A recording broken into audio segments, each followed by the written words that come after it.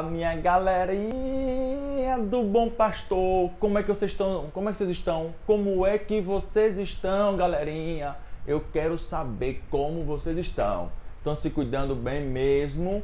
Olha que nós vamos começar agora mais uma videoaula sobre economia colonial, muito importante.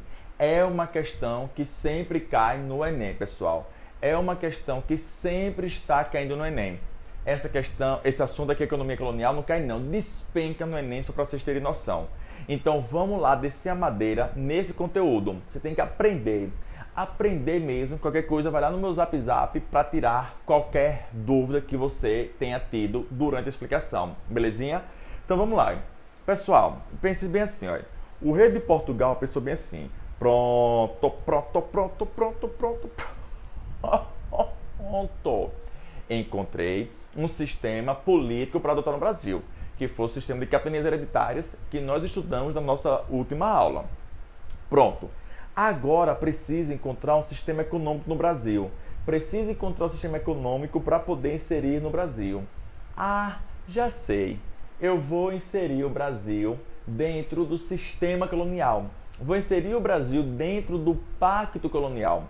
E aí, galerinha, nós vamos aprender agora como é que funciona esse pacto colonial. É assim, ó.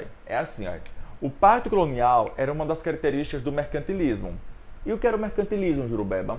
O mercantilismo era um conjunto de práticas econômicas dos países absolutistas europeus. Então, todos os países europeus utilizavam esse conjunto de práticas naquela época. Então, era chamado de mercantilismo. O mercantilismo ele possuía 5 características. A principal dela era a intervenção do Estado na economia.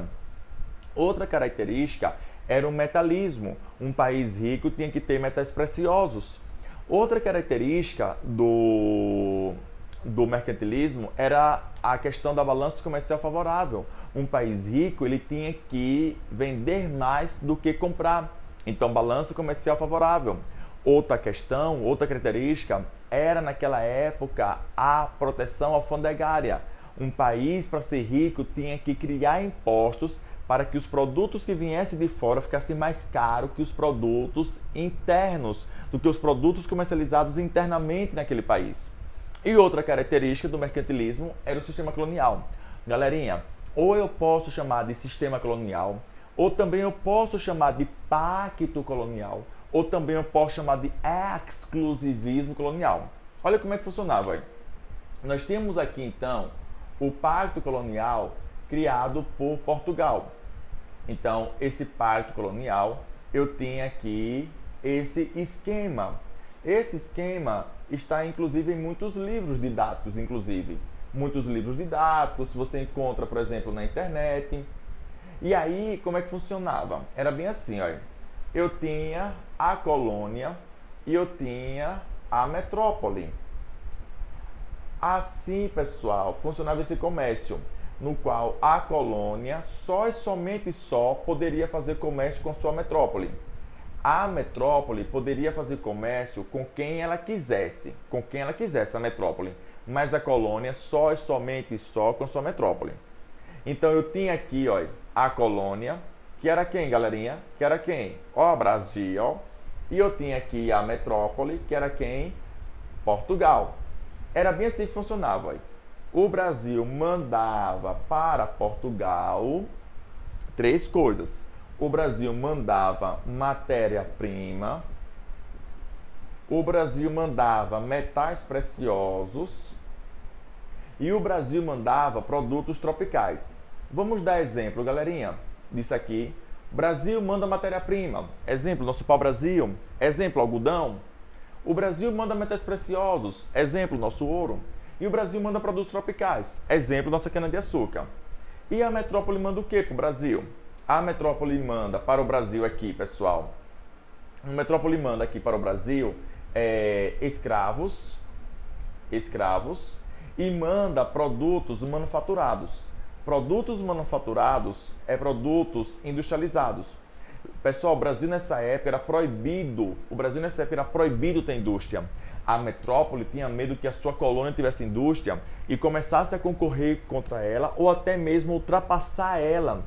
Então o Brasil não podia ter de forma nenhuma indústria. O Brasil nessa época, pessoal, não produzia nada, tudo tinha que comprar de Portugal.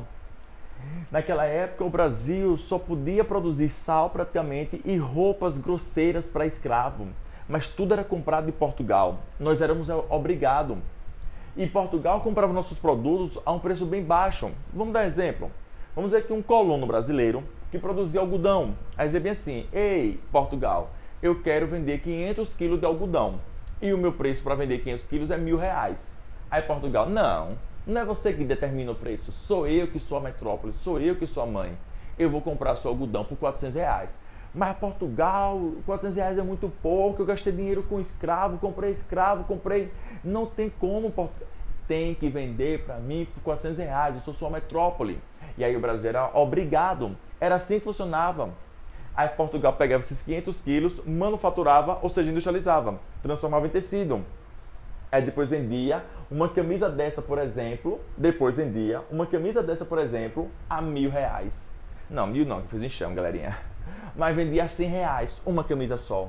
E Portugal comprou 500 quilos, meia tonelada, por R$400. Então Portugal explorava o Brasil ao máximo. Pessoal, é por isso que hoje em dia o Brasil é um país terceiro mundo, subdesenvolvido, atrasado. Porque nessa época, pessoal, o Brasil tinha que naquela época obedecer a Portugal. Por isso que nós éramos bastante atrasados. Até hoje nós somos atrasados. Por isso que o Brasil é um país subdesenvolvido, atrasado, terceiro mundo.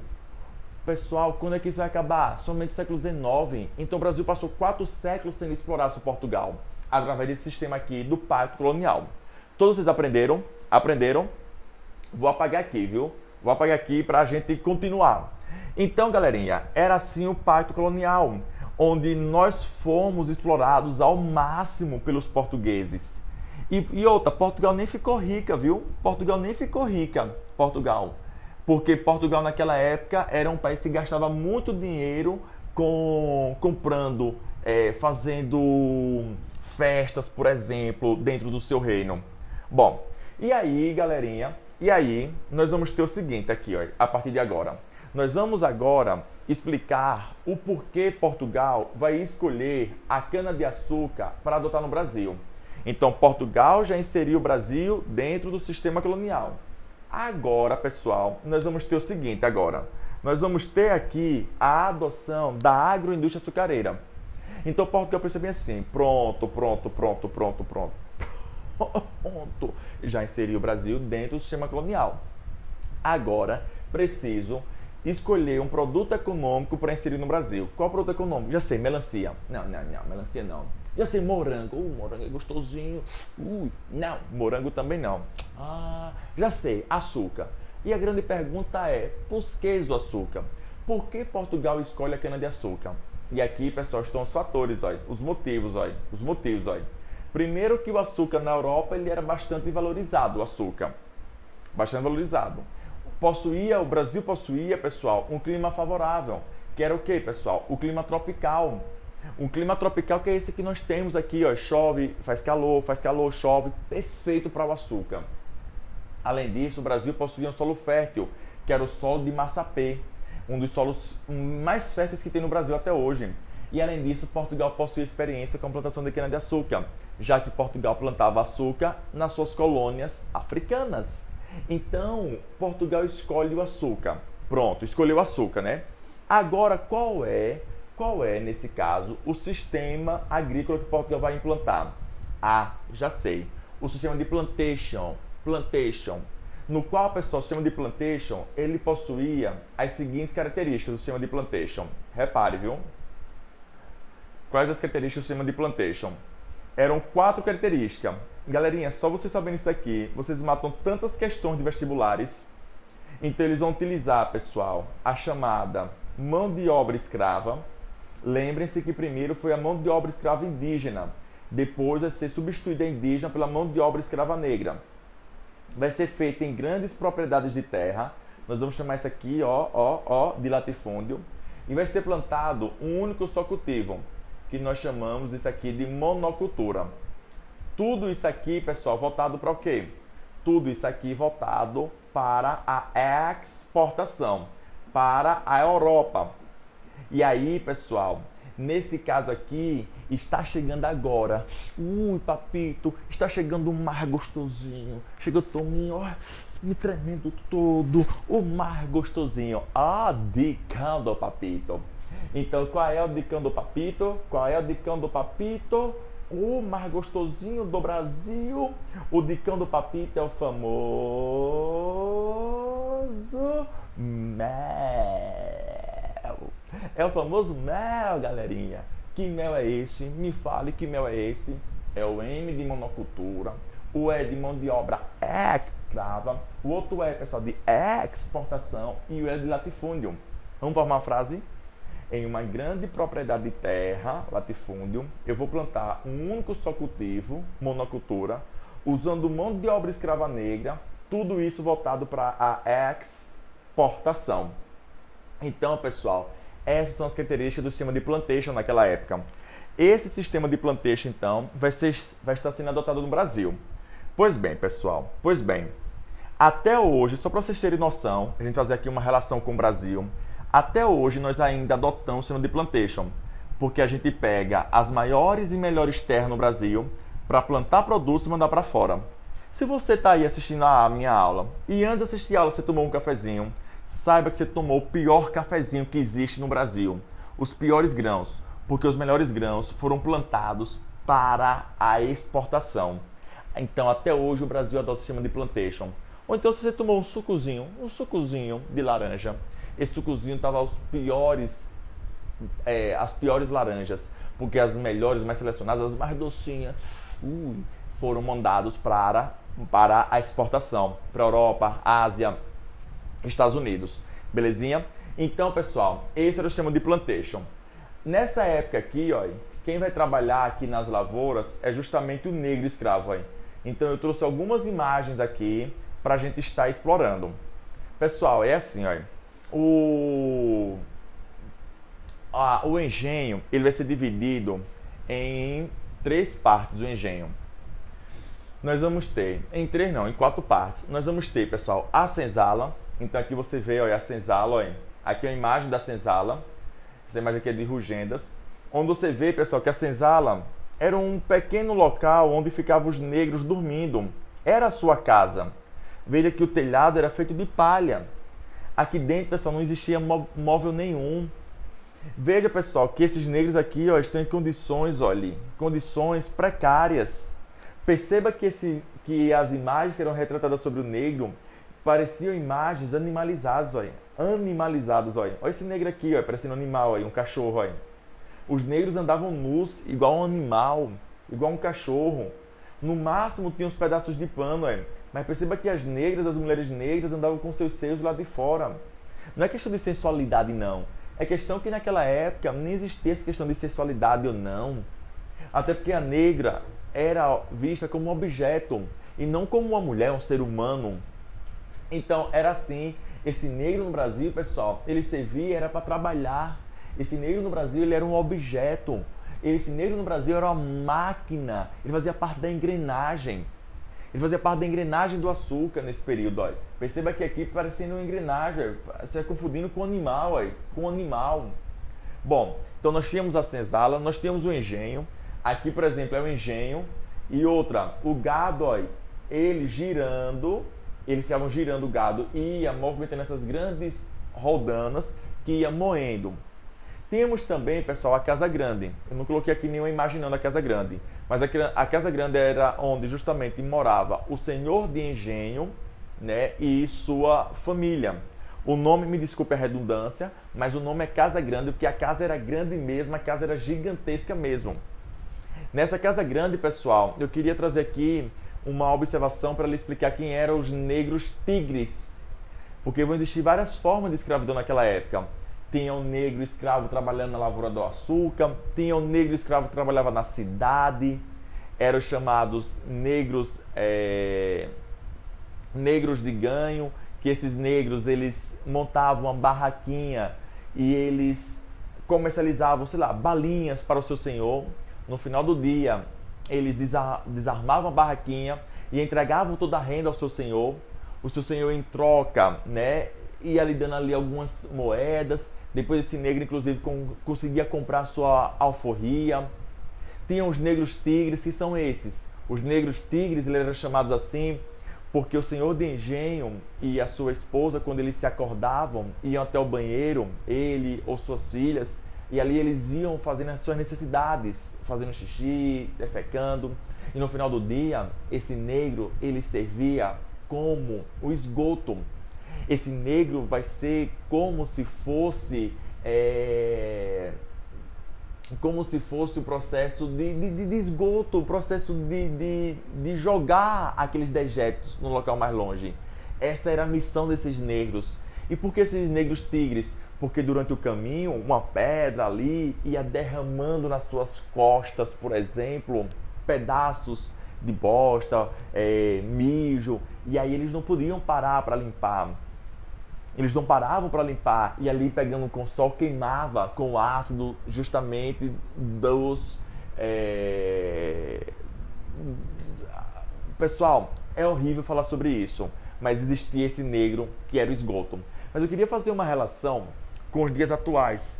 E se você perceber nos dias atuais, quem faz parte do processo de lixo, quem apanha nosso lixo, é justamente negros. Veja aí quando passa em sua casa, em sua rua, a torre. Veja se você vê algum lixeiro branco, de olhos azuis, lindo, cabelos lisos. Você só vê o que? Negro. Então a população negra, quer queira que não, até hoje está nessas condições péssimas de trabalho. Beleza? Então eu queria trazer essas críticas aqui para vocês, para abrir a sua cabeça, para você compreender melhor o assunto. Vamos lá. Pessoal, só que além da cana-de-açúcar, que era a nossa principal atividade, vão ter aqui as atividades secundárias. Eu tinha o gado. O gado, ele servia para 4 coisas, pessoal. O gado, ele servia, pessoal, como força motriz, que eu já expliquei. Era ele que ia movendo as grandes engrenagens do açúcar. O gado servia como transporte, os carros de boi. O gado servia como vestimenta, né? O couro do gado, vestimenta. O gado servia também, pessoal, como alimentação. Óbvio, né? O leitinho gostosinho, o leitinho quentinho da vaquinha e a carne. A mandioca servia para o mercado interno. A mandioca era a base alimentícia do negro escravo. O algodão servia para o mercado interno também, o algodão. Então, o algodão servia também aqui para o mercado interno. O fumo servia para o mercado externo. O fumo era trocado por negros lá na África. E a cachaça, pessoal, também servia aqui a cachaça para o mercado, para o mercado externo. Então, era trocado lá na África negro por fumo e por cachaça. E aí, galerinha, nós temos o que aqui? Nós temos essas atividades secundárias. Mas eu queria, pessoal,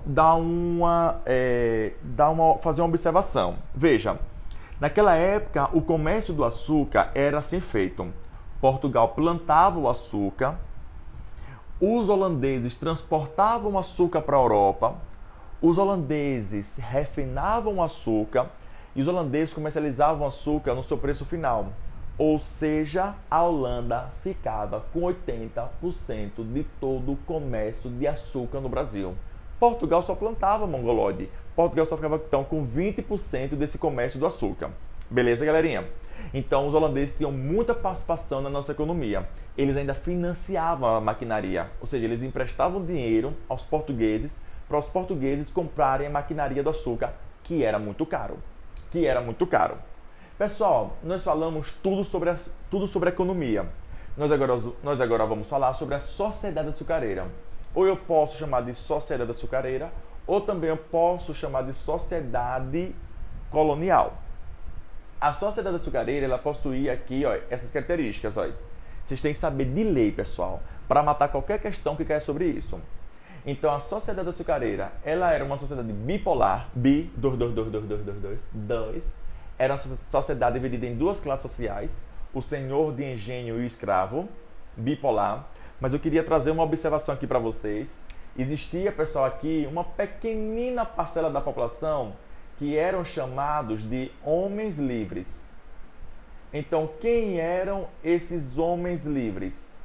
Esses homens livres eram, naquela época, pessoas que não eram nem ricas, nem senhor de engenho, nem escravo. Por exemplo, a pessoa que dava o ponto do açúcar, essa pessoa que dava o ponto do açúcar era chamados de homens livres. As pessoas que cuidavam do gado eram homens livres, beleza? Era uma sociedade, pessoal, patriarcal, ou seja, quem mandava na sociedade era o homem, era o pai, patriarcal. Teve uma novela muito tempo atrás, Sim, a Moça, que mostrou muito sobre essa sociedade colonial. Então era o pai que mandava na filha, era o pai que dizia com quem a filha ia se casar. O pai mandava, subjugava sua esposa, sua mulher. Inclusive, galerinha, a nossa sociedade de hoje em dia tem resquícios justamente dessa sociedade. O Brasil é um dos países que mais matam mulheres, que mais cometem violência. E por que isso? Porque está enraizado na nossa história, no nosso DNA. Porque o homem, ele pensa que a mulher é um objeto seu. E aí esse homem, ele não aceita perder esse objeto seu, esse bem. E aí esse homem, quando acaba a relação, o que é que ele faz quando acaba a relação? Ele pensa que aquela mulher é sua e não permite essa mulher ser livre agora. Está liberta dele. E aí esse homem, por exemplo, pratica violência. Violência verbal, violência psicológica, violência física. Pessoal, nós somos um país que nós temos mais violência do que aqueles países árabes, onde a mulher é subjugada ao máximo pelos homens. Então aqui no Brasil, por que isso tem? Porque a gente vê sempre Cidade Alerta, não sei o quê, no programa da Atena, homens assassinando as suas companheiras ou as suas antigas companheiras, por causa disso. Eles não aceitam o fim da relação. Inclusive chegam uns até a se matar. Então, porque nossa sociedade era patriarcal. Isso foi passando, Brasil colônia, Brasil império, até chegar nos dias de hoje. A sociedade brasileira era rural, ou seja, a população ela morava no campo, era aristocrática, ou seja, quem mandava era elite. Quem é essa elite? O senhor de engenho, o dono da terra. Era uma sociedade estamental. O que é isso, Jurubeba? Estamental? Estamental, pessoal, é que não possui mobilidade social. Ou seja, nasceu rico, morre rico. Nasceu pobre, morre pobre. Ou seja, nasceu senhor de engenho, morre senhor de engenho. Nasceu escravo, morre escravo. Nem vem com sua perguntinha. Professor, e se o senhor de engenho quebrasse e ficasse pobre? Não tinha isso. Até porque o senhor de engenho colocava sua filha para se casar com filhos de outro senhor de engenho, justamente para ter relações entre si, relações econômicas entre famílias ricas, para nem existir essa questão de um quebrar. E na história não tem nenhum escravo que se tornou senhor de engenho. Nem existe isso. Então nem vou considerar sua pergunta, professor. E era uma sociedade escravista, ou seja, a base da sociedade era o negro escravo. Falando em negro escravo, vamos agora falar sobre ele. Então, como é que esse negro ele chega no Brasil? Vai haver um comércio, o tráfico negreiro. Tráfico significa justamente isso, comércio. O negro lá na África, pessoal, ele vai ser capturado. Vai chegar o branco português e vai capturar esse negro escravo. Esse negro escravo, pessoal, quando ele foi capturado, ele foi trazido para o Brasil. Como é que ele foi trazido para o Brasil? Nos chamados navios negreiros. Ou também chamados navios tumbeiros, tumbeiro de tumba. Tumba porque muitos morriam durante a travessia. Então, tumba. Tumba lembra o quê? Cemitério, caixão, morte. Então, muitos deles morriam. Dizia-se que cerca de 20% desses negros morriam. Então, se eu trazia 800 negros, então cerca de 160 negros morriam. E esses 160 negros morriam. E esse dono, esse cara que comprou, que comercializou, nem ligava. Lembrem, pessoal, o negro era trocado por fumo, por cachaça. Olha que coisa barata. O negro era trocado por armas de fogo. Pessoal, eu queria trazer aqui uma coisa para você muito importante. Muito importante. Você tem que ter a noção que lá na África já existia escravidão. Antes mesmo do branco europeu chegar. Então, toda a história da África já existia escravidão já. Então, os africanos já faziam a prática da escravidão. Qual é a diferença? Antes, esses negros da África faziam guerras tribais e a tribo perdedora era escravizada. Então, aquela tribo perdedora, ela era escravizada para servir como mão de obra, era escravizada porque membros da tribo ganhadora morreram, então vão servir para suprir como mão de obra. Esses negros eram escravizados para servir como oferenda a seus deuses, ou seja, em rituais religiosos. Mas agora, quando chega o branco português, vai existir um processo de mercantilismo, um processo de comercialização, vai mudar essa relação. E agora esse negro vai servir como objeto. E esse negro vai vir para onde? Para a América. Vai ocorrer uma diáspora naquela época dos africanos. O que é diáspora? Dispersão. Os africanos vão sair pelo mundo. Pelo mundo para quê? Para servir como mão de obra para as lavouras de cana-de-açúcar, por exemplo, aqui na América. Só no Brasil vieram para o Brasil cerca de 6 milhões de negros para o Brasil. E aí, pessoal, esses negros então vão ser trazidos para o Brasil nos navios negreiros, onde eles tinham até que racionar a água, ou seja, eles só podiam beber um copo de água a cada 2 dias. Esse negro, quando chegava no Brasil, eles eram exibidos como mercadorias nos principais portos. E aí eles eram vendidos naquela época como animais. Para você comprar um cavalo, você analisa o cavalo pelo dente, pela arcada dentária. O negro também. Então o negro ele era comprado, a sua saúde era verificada, se esse negro estava bem de saúde, estava em ótimo estado, pela sua arcada dentária, igual a um cavalo, igual a um animal. Esse negro, quando ele é vendido, ele trabalha na lavoura da cana-de-açúcar. Perceba, pessoal, parece que é como se fosse uma engrenagem, olha. Não parece seres humanos, olha. Então o negro ele vai servir como mercadoria, como uma engrenagem do processo de cana-de-açúcar. Esse negro no Brasil, como falou o padre jesuíta João Antonio, esse negro no Brasil só tinha direito a 3 P's no Brasil. Por que são 3 P's que ele chamou?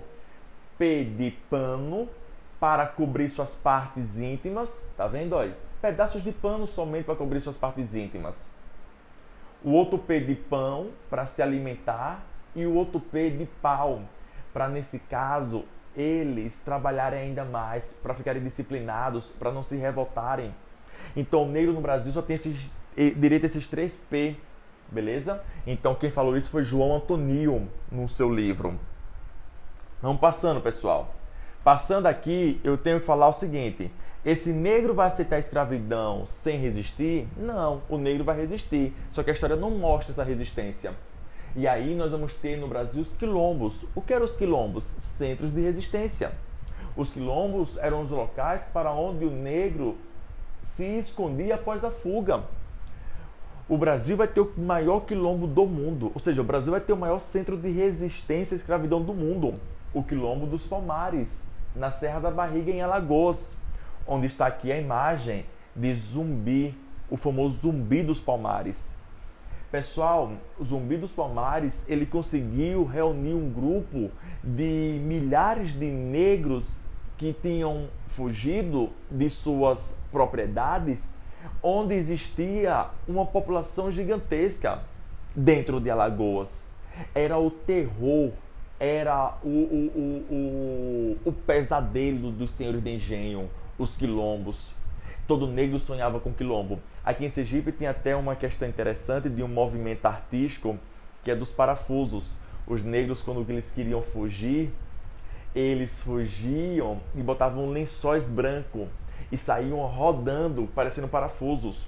Quando o seu senhor abria os olhos de madrugada, via aquela movimentação, aí eles pensavam, parecem fantasmas, não é nada. Mas ali eram os negros fugindo. Isso é sergipano. Então o negro resistiu sem escravidão, fugindo, ou lutando com suas mãos, com seus pés, como a capoeira, trazida pelos negros bantos para o Brasil. Então esse negro vai resistir sim. E aí, pessoal, nós temos um dia hoje especial para a gente pensar sobre a questão do negro no Brasil, para pensar as conquistas, para pensar o que falta ainda conquistar. É o Dia da Consciência Negra, 20 de novembro, justamente a data no qual Zumbi dos Palmares morreu. E aí, galerinha, nós vamos agora resolver questões do seu próprio material do Bernoulli. Um grande beijo de papito e se cuida, usa máscara, lava as mãos, álcool gel, beleza? Beijo de papito. High five.